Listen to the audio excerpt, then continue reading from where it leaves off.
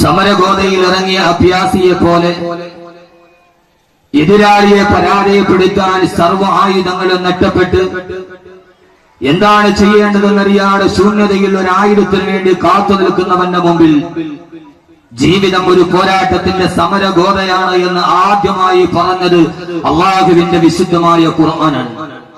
അള്ളാഹുവിന്റെ വിശുദ്ധമായ ഖുർആൻ ലോകത്ത് സമ്മാനിച്ച മാനവരാശിയോട് സംവദിക്കുമ്പോൾ അവനോട് പറഞ്ഞ ഏറ്റവും പ്രഥമമായ ചോദ്യം തന്നെ ഈ പോരാടാനുള്ള സവിശേഷതയുമായിട്ടല്ലയോ നിന്നെ ഞാൻ സൃഷ്ടിച്ചു വിട്ടത് എന്ന്.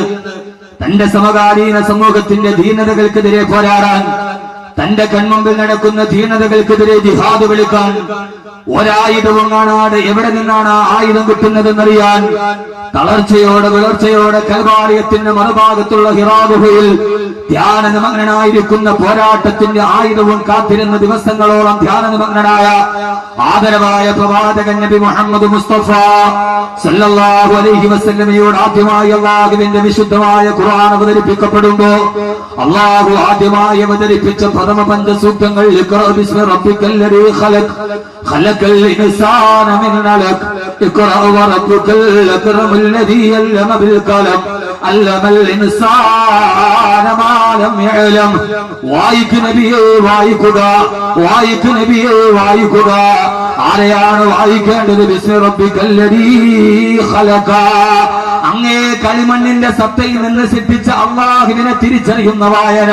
എല്ലാ വായനയും വായനയല്ല. അശ്ലീലത്തിന്, ആർഭാടത്തിന്, അനിഷേധത്തിന്റെ വായനകൾ യഥാർത്ഥ വായനയല്ല.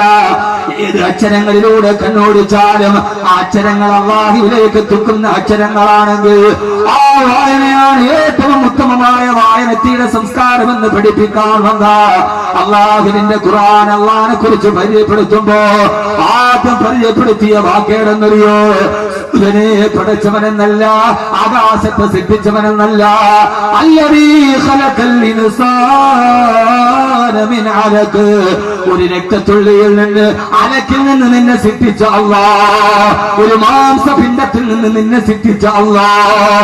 ആദ്യമായിട്ട് ജീവിതം പൊരുതാനുള്ളതാണെന്ന് ആദ്യത്തിലൂടെ തന്നെ ആകാശത്ത് നിന്ന് ജിബ്രീൽ ആദ്യമായി ഭൂമിയിൽ ഇറങ്ങി വന്നപ്പോ ആദ്യം ജിബ്രീലിനെ കൊണ്ടാണ് മാനവനോടുള്ള പറഞ്ഞത് അലൈഹിസ്സലാത്തു വസ്സലാം, ഈ ജീവിതം പോരാട്ടത്തിന്റെടാ.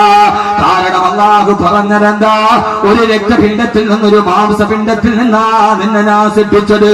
ആകാശത്തെ പറയാതെ, ഭൂമിയെ പറയാതെ, ഈ അഖിലലോക ബ്രഹ്മാണ്ഡ കടാഹത്തിൽ നമ്മൾ കാണുന്ന അത്ഭുതത്തെ പറയാതെ അലക്കെന്ന് പറയുന്ന മാംസപിണ്ഡത്തെ പറഞ്ഞതെന്തിനാ? അതും മനുഷ്യ ശരീരത്തിനൊരു പ്രത്യേകതയുണ്ട്. എന്താണെന്നറിയോ? ഒരു മനുഷ്യന്റെ ശരീരത്തിന്റെ ഉള്ളിലേക്ക് ഏത് സാധനം ഇട്ടുകൊടുത്താലും അത് പുറന്തള്ളലാ. മനുഷ്യ ശരീരത്തിന്റെ പ്രകൃതം അങ്ങനെയാ.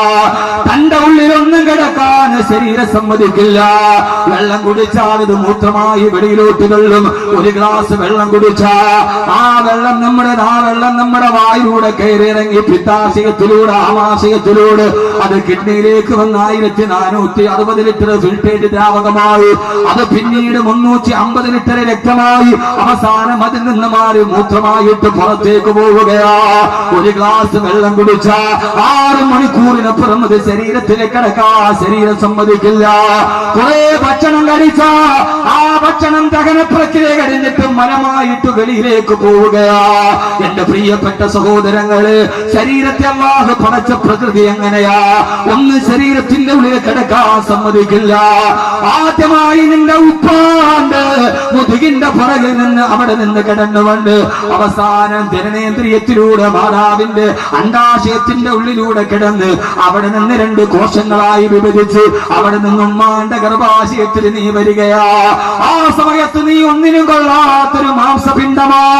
ആ മാംസപിണ്ഡത്തെ അല്ലാഹു പറയുകയാ, ഉമ്മയുടെ ഗർഭാശയ ഭിത്തിയിലേക്ക് കടിച്ചു പിടിച്ചു തൂങ്ങിക്കിടക്ക്. അലക്കെന്ന് പറഞ്ഞാൽ ഇത് അർത്ഥം തന്നെ സംതിങ് വിച്ച് ഈസ് ക്ലിങ്ങിങ് എന്ന കടിച്ചു പിടിച്ചു തൂങ്ങിക്കിടക്കുന്ന എന്തോ ഒരു വസ്തു. ആ സമയത്ത് കണ്ണില്ല, കാതില്ല, മൂക്കില്ല, ഹൃദയമില്ല, തലച്ചോറില്ല. മാംസപിണ്ഡത്തോട് പറയുകയാ, 40 ദിവസമേ ഭൂമിയിലേക്ക് വന്നിട്ടില്ല. ഉമ്മാന്റെ ഗർഭാശയത്തിൽ 40 ദിവസം പ്രായമാ. ഗർഭാശയത്തിലേക്ക് കടിച്ചു പിടിച്ചു തൂങ്ങിക്കിടന്നു. കാരണം ശരീരം നിന്നെ തള്ളാൻ ശ്രമിക്കുകയാ. ആദ്യത്തെ പാഠമാണ് മലത്തെ തള്ളിയുടെ പോലെ മൂത്രത്തെ തള്ളി തള്ളിയതുപോലെ അവസാനം നിന്നെയും തള്ളാൻ ശ്രമിക്കുകയാ, പുറത്തോട്ട് തള്ളുകയാണ്. കടിച്ചു പിടിച്ചു തൂങ്ങിക്കിടന്ന് നിന്റെ ജീവിതത്തിന്റെ പോരാട്ടം തുടങ്ങുകയാ. ജീവിതം പോരാടാനുള്ളതാണ്. ആര് പറഞ്ഞതാണിത്? ബാക്കവിയുടെ ശീർഷകമല്ല. ആദ്യത്തെ ആയത്തിൽ തന്നെ അലക്കിൽ നിന്നാ നിന്നെ ഞാൻ സൃഷ്ടിച്ചത്. അലക്കിന്റെ അർത്ഥം എന്താ? കടിച്ചു പിടിച്ചു തൂങ്ങിക്കിടക്കുന്ന ഒരു സാധനം തിരക്കേറിയ ബസ്സിൽ കയറുമ്പോ പുറത്തോട്ട് ചാടാണ്. അതിന്റെ ഫുട്ബോളിലെ കമ്പിയിൽ പിടിച്ചു തൂങ്ങിക്കിടക്കുന്നത് പോലെ മനുഷ്യ ജീവിതം പോരാട്ടമാണ്. അത് തളരാനുള്ളതല്ല, അത് ആത്മഹത്യക്കുള്ളതല്ല, അത് തളർന്നു വീഴാനുള്ളതല്ല. നിന്റെ പോരാട്ടം തുടങ്ങിയതെവിടെയാ? മീശ മുളച്ചപ്പെടല്ല, താടി മുളച്ചപ്പെടല്ല, സമ്പത്ത് വന്നപ്പെടല്ല, ഉമ്മാന്റെ ഗർഭാശയത്തിൽ ഭൂമിയിൽ പോലുമല്ല. നിന്റെ പ്രായം 40 എത്തിയപ്പെടല്ല, 30 എത്തിയപ്പെടല്ല. ഒരു 40 ദിവസം പ്രായമായപ്പോ അള്ളാഹു പരിശീലിപ്പിച്ചടാ. ദുനിയാവിലേക്ക് പോകാൻ പോവുകയാ, ഈ ഭൂമിയുടെ വെളിച്ചം കാണാൻ പോവുകയാ. ജീവിതത്തിന്റെ പോരാട്ടം തുടങ്ങിക്കോ. ഈ ശരീരം നിന്നെ പുറത്തോട്ട് തള്ളുമ്പോ ഉമ്മാന്റെ ഗർഭാശയത്തിൽ കടിച്ചു പിടിച്ചു തൂങ്ങിക്കിടക്കാ. ആദ്യത്തെ പ്രഥമ പാഠം പഠിപ്പിച്ചിട്ട് ജീവിതം പോരാടാനുള്ളതാണെന്ന് സന്ദേശം തന്നു അള്ളാഹുവിന്റെ വിശുദ്ധ ഖുർആൻ. അള്ളാഹുവിന്റെ വിശുദ്ധ ഖുർആൻ. ഇനി നീ ശപിക്കപ്പെട്ട ദുനിയാവിലേക്ക് വരികയാ. അവിടെ നീ ഉമ്മയുടെ ഗർഭാശയം പോലെയല്ല, ധാരാളം ശത്രുക്കൾ നിന്നെ വലയം പ്രാപിക്കുകയാ. ആ സമയത്ത് തളരരുത്, പതറരുത്, കരയരുത്, ജീവിതം ചഞ്ചലമാകരുത്, പാദങ്ങൾ പതറരുത്. ഏത് വെല്ലുവിളി വന്നാലും, ഏത് ശത്രുക്കൾ ഒരുമിച്ച് കൂടിയാലും നിന്നെ ഉമ്മാന്റെ ഗർഭാശയത്തിൽ പോരാട്ടം പഠിപ്പിച്ചിട്ടാ ഞാൻ വിട്ടത്. തളരാനുള്ളതല്ല, ഒരു ചാൻ കയറിലല്ല, ഒരു വിസത്തുള്ളിലല്ല, എല്ലാം പോരാടി പിടിച്ചു നിൽക്കാൻ 1000 ശത്രുക്കൾ ഒരുമിച്ച് വന്ന 2000 കുതിരശക്തിയോട് തിരിച്ചു നിൽക്കാൻ. ആ സമയത്ത് നിന്നെ ശത്രുവിനെതിരെ പോരാട്ടം പഠിപ്പിക്കാൻ ഏറെ പറയുന്നില്ല ഞാൻ. ഇതൊരു പ്രധാനപ്പെട്ട വിഷയമാ. എന്നെ ശ്രമിക്കാനെത്തിയ അങ്ങകരേന്ന് വയനാട് ജില്ലയുടെ ചുരമിറങ്ങിയിട്ട് 8 സഹോദരങ്ങൾ ഈ സദസ്സിന്റെ മുമ്പിലുണ്ട്. ഉസ്താദേ പ്രസംഗം കേൾക്കാമെന്നടാ. വയനാടൻ മലനിരകളുടെ ചുരങ്ങൾ ഇറങ്ങി ഇവിടെ വരുമ്പോ 2 മണിക്കൂർ കഴിഞ്ഞ് തിരിച്ചു പോകുമ്പോ എന്റെ പ്രിയപ്പെട്ട സുഹൃത്ത് ബഷീർ അടക്കമുള്ള സഹോദരങ്ങൾ പത്തനംതിട്ട ജില്ലയിൽ നിന്ന് എവിടെ നിന്നൊക്കെ ദൂരങ്ങളെ താണ്ടി എത്തിയവർ ജീവിതത്തിന്റെ പാഠം മറക്കരുത്. അള്ളാഹുവിന്റെ ഖുർആൻ പറയുകയാ, ആ ദുനിയാവിന്റെ വെളിച്ചം കണ്ട നിന്റെ ഏറ്റവും വലിയ ശത്രുക്കൾ വരികയാ.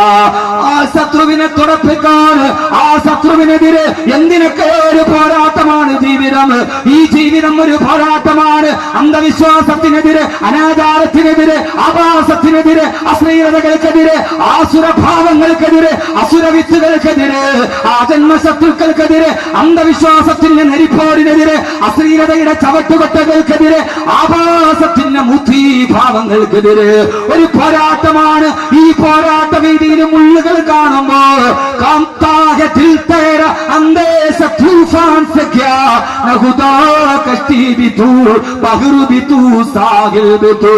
കടലിന്റെ തിരമാല കാണുമ്പോ, കാറ്റുമുകളിൽ കാണുമ്പോ, കടലിന്റെ തിരമാല കാണുമ്പോ തീരത്തിന് അറ്റേ പുറത്ത് കാത്തിരിക്കുന്ന ഭാര്യ ഓർക്കുമ്പോ എന്തിനാണ് മുക്കുവാ പേടിക്കുന്നത്? കാറ്റിന്റെ തിരമാലകൾ, തിരമാലയുടെ ആരവങ്ങൾ മുക്കുവാ പേടിക്കരുത്. പ്രതിബന്ധമെന്നും എൻ ആത്മശക്തി തുടയുന്നു ഞാൻ എന്റെ ജീവിതവഞ്ചി.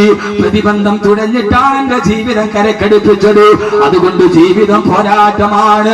ജീവിതം തളരാതെയുള്ള നിരന്തരമായ പോരാട്ടമാണെന്ന് ആദ്യമായി പഠിപ്പിച്ചു കൊടുത്തത് എവിടെയെന്നറിയോ? ഹബീബായ നബി മുഹമ്മദ് മുസ്തഫ. ഉറക്കെ ഹബീബായ നബി മുഹമ്മദ് മുസ്തഫ. താജ്ദാരെ മദീന നബി മുഹമ്മദ് മുസ്തഫ. കഅബേക ബദറുദ്ദുജാ നബി മുഹമ്മദ് മുസ്തഫ. ഇന്നത്തെ ഈ സമാപന സദസ്സ് സലാത്തിന്റെ സദസ്സാണ്. ജീവിതം പോരാട്ടമാണെന്ന് 23 വർഷം അല്ല 63 വർഷത്തെ 6 സംവത്സരത്തിന്റെ പോരാട്ടം കൊണ്ട് ലോകത്തിന്റെ മുമ്പിൽ പോരാടി പോരാടി തളരാതെ ജീവിച്ച ലോകത്തിന്റെ പോരാട്ട നായകന്റെ പ്രഥമ ഗണനീയനെ ഹബീബായ നബി മുഹമ്മദ് മുസ്തഫ. ആദ്യം പോരാടിയത് അനാഥത്വത്തിനോട്. വാപ്പ മരിച്ചു പോകുമ്പോ വാപ്പയുടെ കബറിന് മുമ്പിൽ തളരാട്. അവസാനം യാത്രാമധ്യ പ്രിയപ്പെട്ട ഉമ്മയും നഷ്ടപ്പെടുമ്പോ ഉമ്മയെ മണരാരണ്യത്തിൽ ഉപേക്ഷിച്ചിട്ട് സ്വന്തം കൈകൾ കൊണ്ട് സ്വന്തം ഉമ്മയെ കബറെടുക്കുമ്പോ കണ്ണുനീര് കൊണ്ട് തിരിച്ചു പോകാറ്. അടുത്ത പോരാട്ടം എവിടെയാണ്? പ്രിയപ്പെട്ട മൂത്താപ്പയും നഷ്ടപ്പെട്ടു പോകുമ്പോ തളർന്നില്ല, പിന്തിരിഞ്ഞില്ല. അവസാനം പോരാട്ടത്തിന്റെ നടുവിലൂടെ കടന്ന് ആടിനെ മേച്ച് അറേബ്യയുടെ മണരാരണ്യത്തിൽ ആടിനെ മേക്കുമ്പോ വേറൊരു വീട്ടിൽ പോയി വേലക്കാരനായി ആടിനെ മേക്കേണ്ടി വരുമ്പോഴും ജീവിതത്തിന്റെ കനൽപദങ്ങളിൽ പോരാട്ടം നിലച്ചില്ല. അവിടെ നിന്ന് പിന്നെ ഖദീജയുടെ കച്ചവട സംഘത്തിൽ അവിടെ നിന്ന് വിദൂരരാഷ്ട്രങ്ങള് അവിടെയും പതറിയില്ല. പിന്നീട് പോരാട്ടം തുടർന്നു. അബൂജഹലിനോട്, ഉത്ബത്തിനോട്, ശൈബത്തിനോട്, ലാത്തയോട്, ഉസ്സയോട്, മനാത്തയോട്, കൈവാലയത്തിന് മുമ്പിൽ സ്ഥാപിക്കപ്പെട്ട ചിഹ്നതയുടെ സംസ്കാരത്തിനോട് കൈവാലയത്തിന് നേരെ കിടക്കുമ്പോ മുകളിൽ നിന്ന് തള്ളി താഴേക്കിട്ട് പല്ലുകൾ കൊടിഞ്ഞിട്ട് കൈവാലയത്തിന്റെ മുറ്റത്ത് കിടന്ന് പറയുമ്പോഴും പ്രിയപ്പെട്ട പൊന്നുമോൾ ഫാത്തിമ ആരോ പറഞ്ഞു, ഫാത്തിമ നിന്റെ വാപ്പ സുജൂദിൽ കിടക്കുമ്പോ ഒട്ടകത്തിന്റെ ചീഞ്ഞളിഞ്ഞ കുടൽമാള് ഉപ്പയെ വാരിയിട്ട് മോള് പൊട്ടിക്കരഞ്ഞുകൊണ്ട് കരളിന്റെ കഷണം വരികയാണ്. മാനസത്തിന്റെ രാജകുമാരി ഓടി വന്ന് ഉപ്പാന്റെ കൈ പിടിച്ചിട്ട് വീട്ടിലേക്ക് കൊണ്ടുപോയി തന്റെ ഉപ്പാന്റെ ശരീരത്തിന്റെ മാലിന്യങ്ങൾ കുഞ്ഞിളം കൈകൾ കൊണ്ട് കഴുകി വൃത്തിയാക്കി കൊടുക്കുമ്പോ തന്റെ പ്രിയപ്പെട്ട ഉപ്പാന്റെ ശരീരം കണ്ട് ഒരേ ഒരു പൊന്നുമോൾ, ഉമ്മ മരിച്ച പൊന്നുമോൾ, ഉമ്മയില്ല ആകെയുള്ളത് ഈ വാപ്പയാണ്. ആ വാപ്പയെ കൊല്ലാൻ എതിരാളികളെ കാത്തു നിൽക്കുകയാ. പൊന്നുമോളുടെ കൈ പിടിച്ചിട്ട് ഫാത്തിമ തളരരുത്, നിന്റെ വാപ്പ തളരില്ല. നിന്റെ വാപ്പ ജനിക്കുന്നതിന് മുമ്പേ ഉപ്പയെ കാണാത്തവനാ, ജനിച്ച ശേഷം ഉമ്മയെ നഷ്ടപ്പെട്ടവനാ. ഈ പോരാട്ടത്തിൽ തളരരുത് എന്ന് പറഞ്ഞ് എപ്പോഴും ഹന്തക്ക് വരുമ്പോഴും ഖൈബർ വരുമ്പോഴും സ്വന്തം കുടുംബക്കാർ ശപിക്കുമ്പോഴും എല്ലാവരും ഒന്ന് ചാത്തിരമ്പി വരുമ്പോഴും അവസാനം സ്വന്തം ഭാര്യക്കെതിരെ സ്വന്തം കൂട്ടുനിന്ന ആളുകളെ പോലും അപവാദം പറഞ്ഞു പരത്തുമ്പോഴും അല്ലാഹുവിന്റെ റസൂലിന്റെ ഭാര്യക്കെതിരെ അപവാദം പറഞ്ഞില്ല മുഅ്മിനീങ്ങളെ. ഇല്ല, ഞാൻ പോരാടുകയാണ്. ഖുർആനിലൂടെ നിരപരാധിത്വം തെളിയിച്ച് ഭാര്യ അഗ്നിശുദ്ധി വരുത്തി വരുമ്പോ ആ സമയത്തും മസ്ജിദുൻ നബവിയുടെ വെട്ടയിലിരുന്ന് പൊട്ടിക്കരഞ്ഞ പോരാട്ടത്തിന്റെ നായകനെ യാ ഇലാഹി ഹർ ജഗാ തേരി അദാ കാ സാതു ഹോ സാഫിയേ ദീദാർ ഹുസ്നെ മുസ്തഫാ കാ സാതു ഹോ യാ ഇലാഹി ഹർ ജഗാ തേരി അദാ കാ സാതു ഹോ സാഫിയേ ദീദാർ ഹുസ്നെ മുസ്തഫാ കാ സാതു ഹോ. അല്ലാഹുവേ, പരീക്ഷണങ്ങളുടെ കനൽ പദങ്ങളിലൂടെ നടന്നു പോകുമ്പോ അവിടുത്തെ സഹാബത്ത് പറയുവാനുണ്ടായിരുന്നു അത്രേ, ഞങ്ങൾ ഈ പരീക്ഷണത്തിൽ തളരില്ല, ഞങ്ങൾ ഈ പോരാട്ടത്തിൽ പിന്നോട്ടില്ല. നബിയേ, അല്ലാഹുവേ, ഈ പരീക്ഷണം ഞങ്ങൾക്ക് നൽകിയത് നീയാണ് അല്ലാഹുവേ. അതിന് ഞങ്ങൾ തരണം ചെയ്യുന്നത് എന്തിനെന്നറിയോ? ഹുസ്നെ മുസ്തഫ കാ സാതു ഹോ. നാളെ ഹബീബായ മുത്തിന്റെ കൂടെ സ്വർഗത്തിന്റെ ചാര് കസേരയിലിരിക്കാനാണ് ഈ പ്രതിസന്ധികളോട് ഞങ്ങൾ പോരാടുന്നതെന്ന് അസ്ഹാബുൻ നബിയിൽ മുസ്തഫ, അസ്ഹാബുൻ നബിയിൽ മുസ്തഫ. അതുകൊണ്ട് പോരാട്ടം പഠിപ്പിച്ചത് മദീനയാണ്.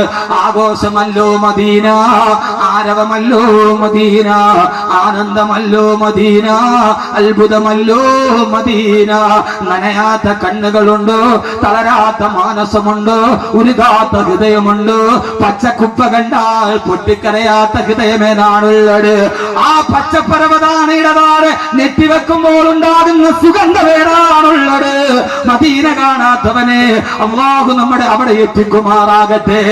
അവിടെയാണ് ഉമർ ഇബ്നുൽ ഖത്താബ് പോരാടിയത്, അവിടെയാണ് അബൂബക്കർ വെട്ടേറ്റ് വീണത്, അവിടെയാണ് ഉമർ റളിയല്ലാഹു അൻഹു രക്തം ചാലിട്ടൊഴുകി വീണത്, അവിടെയാണ് ഉസ്മാൻ ഇബ്നു അഫ്ഫാൻ തിന്മകൾക്കെതിരെ പോരാട്ടം നടത്തിയത്, അവിടെയാണ് അബൂജഹലിന്റെ പുത്രൻ ഖുർആൻ ഓതി മരിച്ചു വീണത് സല്ലല്ലാഹു അലൈഹി വസല്ലം. അല്ലാഹുവിന്റെ പ്രവാചകൻ നബി മുഹമ്മദ് മുസ്തഫ, ഉറക്കെ ഹബീബായ നബി മുഹമ്മദ് മുസ്തഫ ഇനി അവസാനത്തെ ദുആയി സലാത്തുമാണ് വലുത്. ആ മദീനയിൽ അല്ലാഹു നമ്മളെ എത്തിക്കട്ടെ. ഉറക്കപ്പറ, അല്ലാഹു നമ്മളെ മദീനയിലേക്ക് എത്തിക്കുമാറാകട്ടെ. ആ മദീനയിൽ മരിക്കാൻ അല്ലാഹു നമുക്ക് തൗഫീഖ് നൽകട്ടെ. പോരാടാനുള്ളതാണ് ജീവിതം എന്ന് ആദ്യം തന്നെ. അലക്കെന്ന് പറഞ്ഞാൽ അതിന്റെ അർത്ഥം സംതിങ് വിച്ച് ഈസ് ക്ലിങ്ങിങ്, കടിച്ചു പിടിച്ച് തൂങ്ങിക്കിടക്കുന്ന അതൊന്നൊന്ന്. 40 ദിവസത്തിൽ പഠിച്ച പോരാട്ടമായത്. പിന്നെ എന്തിനാ 40 വയസ്സിൽ തളരുന്നത്? അന്ന് ഭൂമിയിൽ 40 ദിവസം പ്രായമായിട്ടില്ല. ഞാൻ പറഞ്ഞ മനസ്സിലാവുന്നുണ്ടോ? ഉണ്ടോ? ഇതൊന്ന് KPCCയുടെ മദ്യനിരോധന യോഗമോ? അങ്ങോട്ടും ഇങ്ങോട്ടും നോക്കണേ നടക്കൂല്ലോ എന്നറിയാതെ. എന്റെ പൊന്നു മനുഷ്യന്മാരെ, നമ്മൾ തമ്മിൽ എന്തിനാ ഔപചാരികത? ഞാൻ പറയണ മനസ്സിലാവണുണ്ടോ? ജീവിതം ഒരു പോരാട്ടമാണെന്ന് ഉമ്മാടെ ഗർഭാശയത്തിൽ 40 ദിവസം പ്രായമുള്ളപ്പോ പഠിച്ചതാ. പിന്നെ 40 വയസ്സായപ്പോ നമ്മൾ ഈ പോരാട്ടത്തിൽ തളരേണ്ടതുണ്ട്. തളർച്ച പാടില്ല. എന്തിനാ ഈ പോരാടി ജയിച്ചാൽ കിട്ടുന്ന ഒരു സമ്മാനം അത് വളരെ വലുതാണ്.